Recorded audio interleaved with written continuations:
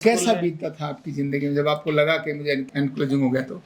अच्छा, 2 बार तो मैं 6-6 महीना बेड रेस्ट रहा, जिसमें मम्मी-पापा वॉशरूम ले जाते थे, ऐसा मम्मी भी पापा समय। बाथरूम लेके जाते थे? हाँ, ऐसा समय रहा, काफ़ी मतलब वैसा रहा। अच्छा। तो आज बहुत ज़्यादा रहा, मतलब 6-6 महीना बेड तो रेस्ट पे माता रहे। पिता के ऊपर क्या गुजरता होगा? अरे काफ़ी ज़्यादा समस्याएँ थी, बहुत ज़्यादा समस्याएँ थी। इन्होंने बहुत इलाज करा लिए, जिंदगी थी लेकिन वो ना के बराबर। हर समय आंखों के सामने क्या रहता था? अंधेरा ही, भविष्य, भय हाँ, है। करियर में काफ़ी कुछ उतार-चढ़ाव आया। मेरा एनडीए में सिलेक्शन हो गया था, तो उधर उधर भी। तो सोचिए आप, एक लड़के की जब सिलेक्शन हो गया और वहां से रिजेक्शन हो गया, तो जिंदगी है ना, जिंदगी और मौत। उस समय लगता है इससे तो अच्छा ना रहना ही ठीक है। वो वक्त एक अलग प्रकार का होता है ना। अभी इनकी डिजीज कौन सी हो गई है? इनक्योरेबल या क्योरेबल? क्योरेबल हो गई है।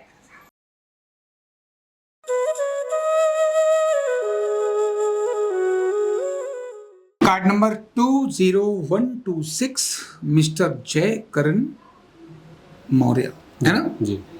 एक बहुत स्पेशल केस की शेयरिंग आपको बताऊंगा, और साथ ही ये किस तरह से ठीक हुआ, इसका डायग्नोज क्या था, है ना, ये बताऊंगा। और केस का नाम है एनक्लोजिंग स्पॉन्डिलाइटिस। क्या नाम है? एनक्लोजिंग स्पॉन्डिलाइटिस, है ना। ये रेयर केसेस में आता है। हाँ लिख लो, लिख सकते हैं, ठीक है, मूवमेंट करते हुए। और पहले तुम अपनी हालत बताओ, तुम्हारी हालत कैसी थी जिस दिन तुम आए थे और उससे पहले? तो एक्चुअली मुझे 2017 में ये प्रॉब्लम हुआ था। इससे पहले अर्थराइटिस था 2008 में। 2008 से आपको हाँ, अर्थराइटिस था जी। अर्थराइटिस में ये नी जॉइंट नीचे के और बाकी में पेन था, कमर में हल्का पेन था। तो वो लगभग 2015 तक मैंने एलोपैथ, होम्योपैथ, आयुर्वेद सारे इलाज कराए। तो वो तो थोड़ा रिकवर हो गया, मतलब उन जॉइंट्स में। उस समय उम्र कितनी थी तुम्हारी? उस हाई स्कूल में था तब मुझे हुआ था अर्थराइटिस। समझ आ रही है? हाई स्कूल लास्ट, मतलब बहुत अधिक उम्र नहीं थी। हाँ। और इस कम उम्र के अंदर भी पूरा ये सारा एरिया पीठ का ये एकदम भयंकर दर्द के अंदर आ गया था, है ना। हाँ, ये जो था, ये आते आते मुझे 2017 में मतलब ये वाला पकड़ा। मतलब जब कमर में पेन हुआ अर्थराइटिस का, उसके बाद 2017 में मुझे ये पेन हुआ। स्टिफनेस 17 से चालू हुआ, ज्यादा स्टिफनेस जो रीढ़ में था वो चालू हुआ। तो मैंने एक जांच कराया तो मुझे पता चला एंक्लोजिंग। उससे पहले पता ही नहीं था, जो इलाज चल रहा था वो चल रहा था। तो मतलब क्या है कि दवाई का मतलब दवाई से इलाज चल रहा था, लेकिन कोई समझ में नहीं आ रहा था। पेन किलर दे दी, कोई और मसल रिलैक्सेंट दे दी, लेकिन डायग्नोज करके कोई क्लियर नहीं हो रहा था हाँ, ठीक वो से। 2017 में फाइनली मुझे पता चला कि ये कोई एक बीमारी होती है जिसमें मतलब पूरा रीढ़ स्टिफ हो जाती है, बम्बू स्पाइन जैसा, तो मूवमेंट बंद होने लगा। तब मतलब 2017 में ऐसा था, जब मुझे फर्स्ट टाइम हुआ था, तो अगर पीछे मुड़ना होता था ऐसा होता था, पूरे कंधे ही ऐसे करके पूरा मुड़ना, जो मुड़ते थे, मतलब ऐसे नहीं मुड़ पाते थे कि ऐसे हो गए कुछ भी। तो फिर मैंने होम्योपैथ में कुछ इलाज कराया तो उससे थोड़ा रिलैक्स मिला। आपको जब इतनी उम्र के अंदर आपकी हालत खराब होगी, तब हमारी अब 31 साल तो अब है ना। हाँ। और तब कितनी थी? तब वही जब शुरुआत हुआ था तो 16-17 कैसा बीतता था आपकी जिंदगी में जब आपको लगा कि मुझे एनक्लोजिंग हो गया तो? अच्छा, 2 बार तो मैं 6-6 महीना बेड रेस्ट रहा, जिसमें मम्मी-पापा वॉशरूम ले जाते थे, ऐसा मम्मी भी पापा समय। बाथरूम लेके जाते? हाँ, ऐसा समय रहा, काफी मतलब वैसा रहा। अच्छा। तो आज बहुत ज्यादा रहा, मतलब 6-6 महीना बेड रेस्ट पे माता रहे। पिता के ऊपर क्या गुजरता होगा? अरे काफी ज्यादा समस्याएं थी, बहुत ज्यादा समस्याएं थी। तो उससे थोड़ा रिलीफ हुआ। अभी फिर से मुझे एक इशू हो गया था, यूवीआइटिस, मतलब एक एक्सीडेंट हो गया था छोटा सा, तो यूवीआइटिस हो गया। तो उस टाइम मेरा डॉक्टर ने जांच कराया HLA-B27, तो पॉजिटिव निकला।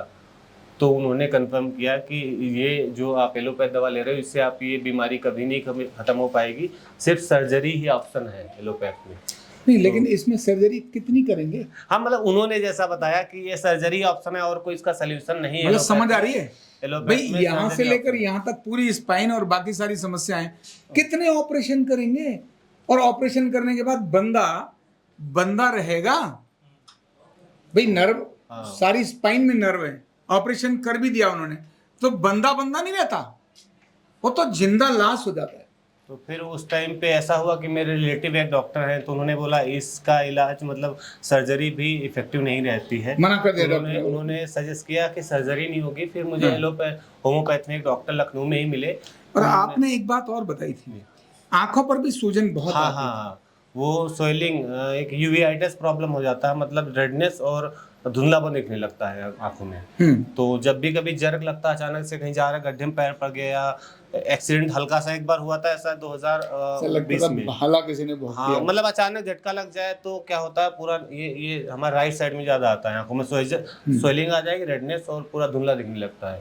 तो वो उसी की प्रॉब्लम की वजह से होता है। और ये सिर्फ ये सिम्टम थे एंक्लोजिंग स्पॉन्डिलाइटिस के।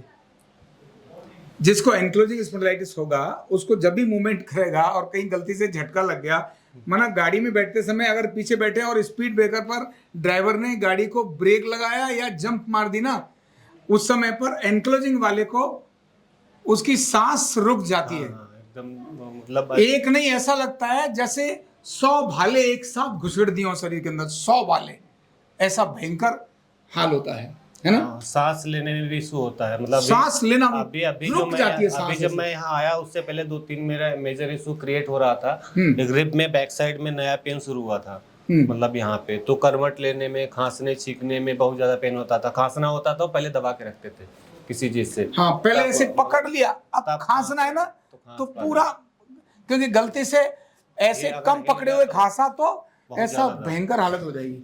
तो ये एक प्रॉब्लम बढ़ रहा था, तो मैं आया था, उसमें तो मेरा 90% रिकवर हो गया, जो नया पेन क्रिएट हो रहा था, नया पेन जो नया क्रिएट हो रहा उसमें। और मैं पहले जब यहाँ आया था इतना जो पाता था, इससे ऊपर मतलब बहुत ज्यादा पेन होता था, इतने में भी बहुत ज्यादा पेन होता था यहाँ पे। अभी मैं इतना चला आता हूँ तो कमर में पेन नहीं होता है, लेकिन ये बैक में जो मेरे ये है, हाँ, क्योंकि ये यहाँ भी यहाँ टाइट है ये, तो ये जो है ये पूरी नसों में दर्द है, उसमें मुझे 25% ही रिलीफ मिला है, बाकी कमर की स्टिफनेस में। अच्छा, एक हाथ लगा के देखो, आपको चेक कराता हूँ। आप है ना इनकी पीठ पर थोड़ा इधर से बारी बारी से आके इधर से चले जाना, केवल इनकी पीठ पर यहाँ 2-3 लोग हाथ लगाओ, आप लगाओ, यहाँ देखो, टाइट है ना, ये सारा एकदम पत्थर जैसा लग रहा है। चेक करो सारे लोग इनकी एक बार पीठ को, है ना, इस तरफ हाँ। ये पूरी पत्थर जैसी है कमर, एकदम 100% पत्थर है। जरा हट जाओ, एक बार चेक कर ली, दूसरों को भी चेक कर ली। अरे एक्सेप्ट मत करो मतलब हाथ लगा के भी चले जा रहा है। आप भी दे दियो, चेक करो, हाँ पूरी फुल पत्थर है। यहाँ से यहाँ देखो ना, ये मसल्स नहीं नजर आ रहे, ऐसा लग रहा है जैसे किसी लकड़ी पर हाथ फेर रहे हो आप, लड़के पर नहीं, लकड़ी पर हाथ फेर रहे हो। यहाँ से तो है, ये देखो यहाँ, ये पर्टिकुलर ये है, सारी प्लेन हो गई है पीठ, है ना। चलो आप आ जाओ, चलो अभी बताता हूँ जी। हाँ, कमीज उठा के दिखा देंगे, दिखाओ भाई। हाँ, ये लो, थोड़ा ये दिखाओ, थोड़ा पीछे हटो। ये जो जगह ना, ये ऐसे देखोगे तो यहाँ ये सारी, ये पूरी आप जाएंगे तो आपके ऐसे जाएगा, हाथ गुदगुदी तो नहीं हो रही, नहीं हो रही। ये इनका पूरा ये वाला एरिया ऐसे, ये टाइट होने के कारण ही इनकी मूवमेंट सारी रुक जाती है ना। अब घूम जाओ। एंक्लोजिंग स्पॉन्डिलाइटिस इनको हुआ, इनकी उम्र बहुत कुछ थी नहीं, और जब ये 17 साल नहीं, 2017 में नहीं, तब आप 17 साल के थे। जब मुझे फर्स्ट टाइम आर्थराइटिस शुरू हुआ तो वो समय था 2008 मतलब 17 साल के थे। 17 साल की उम्र के अंदर इनको आया। अब अपने को डायग्नोज करने में यही देखना था कि क्या ये हम सॉल्व कर सकते हैं कि नहीं कर सकते हैं, बस डायग्नोसिस यही सबसे महत्वपूर्ण था इनका। इन्होंने बहुत इलाज करा लिए, जिंदगी थी लेकिन वो ना के बराबर। हर समय आंखों के सामने क्या रहता था, अंधेरा ही, भविष्य, भय है। करियर में काफी कुछ उतार चढ़ाव आया, मेरा एनडीए में सिलेक्शन हो गया था तो उधर भी। तो सोचिए आप, एक लड़के की जब सिलेक्शन हो गया और वहां से रिजेक्शन हो गया, तो जिंदगी है ना, जिंदगी और मौत, उस समय लगता है इससे तो अच्छा ना रहना ही ठीक है। वो वक्त एक अलग प्रकार का होता है ना। लेकिन इनका केस समझ में आया कब, जिन्होंने एक बात बोली कि मुझे बुखार आया था। हाँ, क्या हाँ, आया था? बुखार, फर्स्ट टाइम बुखार आया था। इन्होंने अपने सारे डायग्नोज के अंदर ये शब्द अपने, मतलब मैं चेक कर रहा था, देख रहा था, पूरी हिस्ट्री इनकी लिख रहा था इनके, क्योंकि 2000 इनको HLA B27 ये तो 2017 में मुझे 2017 में आया। लेकिन अर्थराइटिस क्यों आया, अर्थराइटिस का कारण क्या है, क्या उस बुखार में कहीं चिकनगुनिया था? तो पूरी हिस्ट्री, कब से आया, क्यों आया। वो जो गीत है ना, आपने ना सुना ना, जब पड़े मुसीबत, चाहे पड़े मुसीबत कितनी, दिल कभी नहीं घबराता, सेवा श्रद्धा मेहनत से न्यूरोथेरेपी अपनाता। उस गीत के अंदर मैंने नीचे बोला है कि पूरे प्रश्न दर्शन, श्रवणन और स्पर्शन तीनों डायग्नोसिस को अपनाते हुए व्यक्ति की पूरी हिस्ट्री लेनी है। कारण उसका ढांचा है, केमिकल है, या भोजन है, या शरीर मन के अंदर कोई हलचल है। इन सारे कारणों को उसमें जानना है। डायग्नोसिस में वो गीत के अंदर सारी बात बताई है। उसी में से ये चीज निकल कर आई और इनको समझ आ गया। मैंने लिख दिया है मोटे अक्षरों में, यहाँ बुखार आया था। बुखार आने के बाद इनकी कंडीशन ये बदली। और जब ये समझ आ गया कि इनको बुखार आया था, तो आखिर बुखार मतलब बुखार तो किसी को भी आ सकता है, लेकिन सारे बुखार तो एंक्लोजिंग नहीं होते, सारे बुखार तो अर्थराइटिस में नहीं निकल कर जाते। फिर बुखार का मतलब क्या है? तो उस समय कितने दिन बुखार आया था? वो बुखार मुझे मतलब ऐसा बुखार आया था कि मेरा हाई स्कूल का पेपर था, तो लास्ट पेपर था। पेपर दे के कॉलेज से निकले, तुरंत मुझे लगा फीवर है। फीवर आया तो घर साइकिल से जा रहे थे, घर पहुंचते पहुंचते ऐसा बुखार है कि बहुत ज़्यादा। तो दवा लिया, दवा लेने के 3-4 दिन बाद ऐसा हो गया मेरे घुटने बस इससे ज़्यादा मुड़ते नहीं थे, इतना पेन। समझना हिस्ट्री, ये पूरा, ये दोनों मतलब वैसा अगर खड़े भी होते तो इतना खड़े होते, डंडा लेके चलते, मतलब ये सीधा नहीं होते थे। इसमें बहुत ज़्यादा पेन होता था, पूरा रेडनेस आ गया था। फिर उसका इलाज चलते चलते लगभग 2-3 साल इलाज कराया लगातार। तो 2-3 साल में उसकी रिकवरी हुई है। बुखार कितना दिन रहा? बुखार लगभग 1 हफ्ते तक रहा था। बुखार तो दिख नहीं रहा, पर उस बुखार में तेजी से बुखार उतारने वाली जो मेडिसिन देती ना, उसने इनको खराब कबाड़ा कर दिया।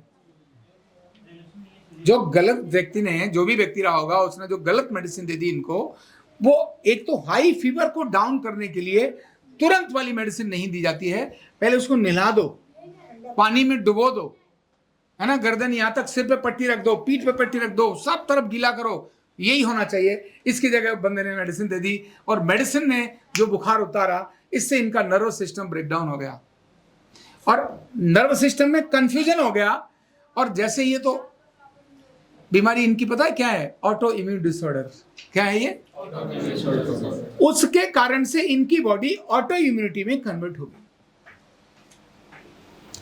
तब शुरुआती सिम्टम्स तो इनको घुटनों से आए, सूजन से आए, दर्द से आए, लेकिन कैसे भी तो अभी तो उम्र ज्यादा नहीं थी, निकल गए, लेकिन वो ऑटो इम्यून हो चुका था।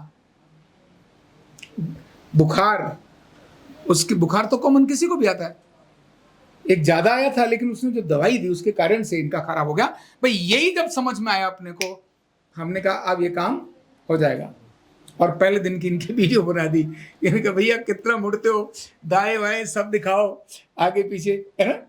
हाँ, तब मतलब बेंड होने में इतना बेंड होते तो अभी दर्द होता था। अभी जैसे इतना भी हम बेंड होते हैं तो यहाँ नहीं दर्द होता है। नहीं, अभी तो इनको पूरा पश्चिमोत्तानासन कराना है, पूरा नीचे तक लेके जाना है, पूरा खिंचाव आता है पूरा नीचे नसों में। फिर इनको ये ट्रीटमेंट देना शुरू किया। और भी हिस्ट्री पूछी थी तो वो तो सारे दर्द थे, पंजों में, घुटने में, उसकी नसों में भी स्टिफनेस रहती थी, एसिडिटी बहुत अधिक होती थी, कॉन्स्टिपेशन की भी शिकायत होती थी।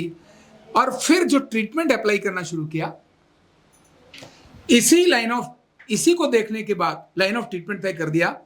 पहले शुरुआत करी पेट से, डाइजेशन को इंप्रूव करेंगे, एसिड एल्कलाइन को बैलेंस करेंगे, इन्फ्लामेशन को कम करेंगे, और ऑटो इम्यूनिटी के लिए नेचुरल इम्यूनिटी बॉडी की वो इंप्रूव हो, उस पर काम करेंगे। और जो डिसऑर्डर है इम्यूनिटी का, वो ऑर्डर में कन्वर्ट हो, उसको ध्यान में रख करके ट्रीटमेंट, कैल्शियम ट्रीटमेंट शुरू किया, एफपीटी ट्रीटमेंट शुरू किया, कोडाइकोना प्लस भी दिया, वीएनजीटी ट्रीटमेंट इनको दिया, मल्टीवैक्वेट और रिवाइटल, ये ट्रीटमेंट इनको अप्लाई किए। और जैसे जैसे हमने करना शुरू किया, इन्होंने थैंक यू बोलना शुरू कर दिया, है ना। मुझे लगता है दूसरे तीसरे दिन से ही आपने कहना शुरू कर दिया था ना? नहीं, तीसरे दिन तक तो आपने कहा था खांसने छींकने में दर्द बहुत होता है। हाँ। ये लिखा है, ये सब खांसने छींकने में। लेकिन इसके बाद इन्होंने कहा थोड़ा अच्छा है। पहले दिन इन्होंने थैंक यू बोला, बड़ा अच्छा लगा। अगले दिन फिर थैंक यू बोला, फिर अच्छा लगा। एक दिन इनको राइट रिब्स में दर्द, नहीं क्या था, राइट रिब्स का पेन ठीक हो गया था, पर कमर में स्टिफनेस थी, है ना, वो भी किया। और एक अच्छे क्रम में ये निकल कर जा रहे हैं। ये इम्पॉसिबल वाली डिजीज है, इसको कहते हैं incurable idiopathic and incurable disease according to allopathic science.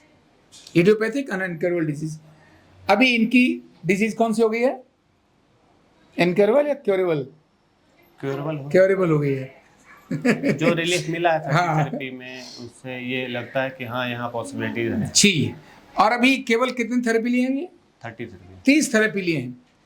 60 therapies में ये ऑलमोस्ट आगे झुक करके सारे काम नॉर्मल कर रहे होंगे। कितने में? 60 थेरेपीज के अंदर ये ऑलमोस्ट आगे काम कर रहे होंगे। क्यों? मेजर पार्ट इनका जो था, इन्फ्लामेशन काफी कम हो गया, पेट की सेटिंग ठीक हो गई, मूवमेंट अधिक बढ़ गई। ये जो बैक का नया और दर्द जो हर रोज तो पैदा हो रहे थे ना, वो जो पैदा हो रहे थे, वो पैदा होने वाले दर्द भी धीरे धीरे कम होते चले जा रहे हैं। रीढ़ में भी थोड़ी फ्लेक्सिबिलिटी में लगी, क्योंकि पहले मैं राइट साइड ही लेट पाता था। लेफ्ट साइड जब करवट लेके लेटता था तो इधर गैप हो जाता था, चार तकिया लगाना पड़ता था।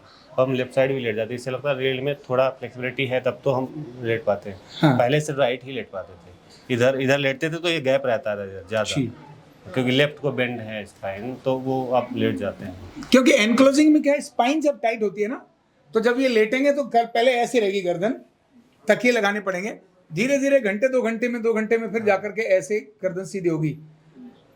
सुबह उठेंगे तो ये फ्रेश फील करेंगे, रात को सोते समय तो ये ऐसे होंगे। सोते समय बहुत हालत खराब होती है।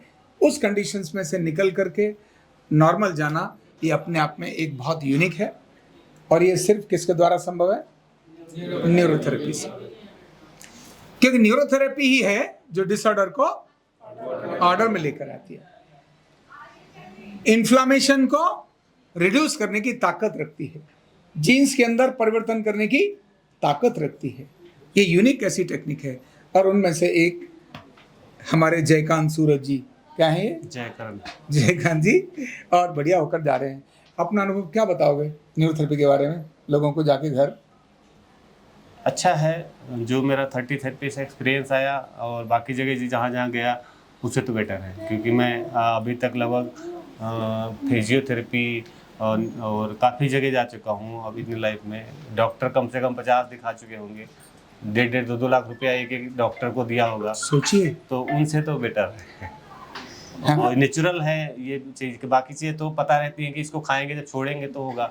अब ये नेचुरल है, इसमें कोई बाहरी कोई चीज़ें नहीं दी जाती हैं। कि जैसे फिजियोथेरेपी में तो हीटिंग का भी रहता है, थोड़ा हीट से रिकवर हो गया बाद में वैसा होता है। तो यहाँ नेचुरल है, तो हीट वीट कुछ भी नहीं तो है, ये नेचुरल होता है। तो हीट ही इससे बहुत लगता है कि ऐसा कोई बाहरी चीज़ नहीं दिया गया जिससे बाद में इफेक्ट आएगा। अभी हमें ऐसा लगता है। अब आप लोग तो यहाँ हैं इतने दिन से, तो वो चीज़ आप लोगों की नॉलेज है। ये तो सभी स्टूडेंट है ना, इसलिए आपके केस को मैंने कहा इन सबको बताते हैं। तो इस तरह के केस जो ऑटो इम्यून है, जिनको लाइलाज बोलते हैं, इडियोपैथिक हैं, अनक्योरेबल हैं, ये न्यूरोथेरेपी द्वारा संभव है। बस एक ही है, कारण समझ में आना चाहिए। डायग्नोसिस अगर ठीक हो गया तो रिजल्ट आ जाएगा, डायग्नोसिस अगर ठीक नहीं हुआ तब रिजल्ट लाना कठिन हो जाएगा। जयकांत जी का डायग्नोसिस समझ में आ गया, बुखार कारण था, जैसे ही समझ आया चुटकी बज गई और इनको रिलीफ हो गया, है ना? थैंक यू बोल दो। थैंक यू सभी लोगों का। थैंक यू यहाँ जी लोगों ने हमारी थेरेपी की, सभी का। ओके, चलिए, बहुत बहुत धन्यवाद, है ना? तो इनके संदेश को अधिकतम लोगों को शेयर करें। ऐसे लोगों को जो इस तरह की बीमारियों से पीड़ित हैं, ये जगह आशा की किरण हैं। ये मैं नहीं बोल रहा हूँ, जयकांत जी बोल रहे हैं, है ना? तो दर्दों से पीड़ित और दुखी रहने की आवश्यकता नहीं। न्यूरोथेरेपी आपके लिए हमेशा आपके साथ है। बहुत बहुत धन्यवाद। कंधा दर्द, गर्दन दर्द, कमर दर्द, गैस, एसिडिटी, माइग्रेन बहुत सारे रहते हैं, और अगर घुटनों की बीमारी आ गई तो एक एक कदम पहाड़ जैसे लगने लगता है और जिंदगी बोझ बन जाती है। बीमारी की कोई उम्र नहीं है। आरोग्य पीठ लाया है बिना दवा, बिना साइड इफेक्ट के इतनी भयंकर बीमारियों को रिवर्स करने का जबरदस्त तरीका, वेलनेस न्यूरोथेरेपी। तो देर किस बात की, अभी फोन उठाओ, कॉल करो और अपने रोगों से, अपनी बीमारियों से परमानेंट छुटकारा पाओ।